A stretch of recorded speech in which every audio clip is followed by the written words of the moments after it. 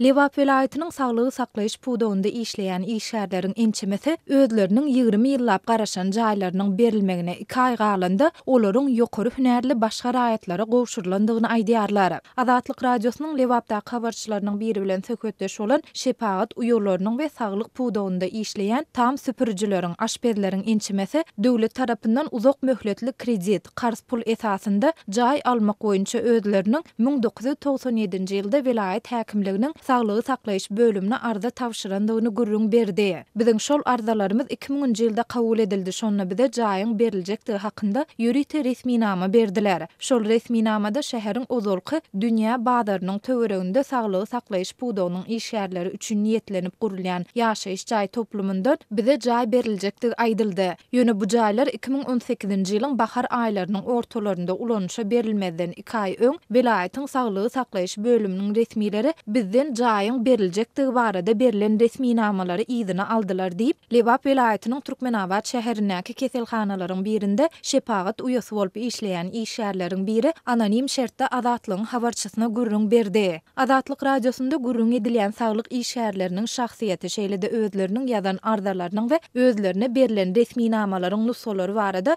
dolu maglumatlaryň bardygyna garamazdan howpsuzlyk ýagdaýlary sebäpli olary köpçülüge mälim etmekden saklanýar. Lewabyň saglygy saklaýyş puwdawynda işleýän işgärleriň ençemesiniň tasdiklamagyna görä, vilayatyň saglygy saklaýyş puwdawynyň resmileri özlerine wada berilen jaýyň berilmediliginiň sebäplerini ozaly bilen ýokary hünärli lukmanlary jaý bilen üpçün etmek barada özlerinde görkezmäniň bardygy bilen dilissi düşündiripdirler. Ýöne bu barada resmi düşündiriş bermändirler. Jaý alan saglyk işgärleriniň şoltanda lukmanlaryň tasy ählisi diýen ýaly öňden hem ýaşaýyş jaý bary bolan adamlardy. Olaryň Türkmenabad şäherinde 2 ýa-da 3 otogly jaýlary bar. Häzir olar öňkü jaýlaryny kreýine berip täze jaýlarda ýaşaýarlar diýip saglyk işgäri belledi. Galy berse dol saglyk işgärleriniň ruhy lap keşlige uçramakdan başga-da maddi ziýan çekendigini hem sözüniň üstüne goşdy. Biz jaýlary satyn almak üçin bankdan 30 ýyl möhlet bilen ortaça 150 000 manat kredit aldyk. Ýöne jaýlary alyp täze öýümize göçürmede 2 ay galanda jaýlaryň berilmejekdigi aýdylandan soň şol krediti banka ýzyna tawşyrmaly bolduk. Şonda bank işgärleri bize 2 aylyk edilen hyzmat üçin diýip ýürite töle aldy.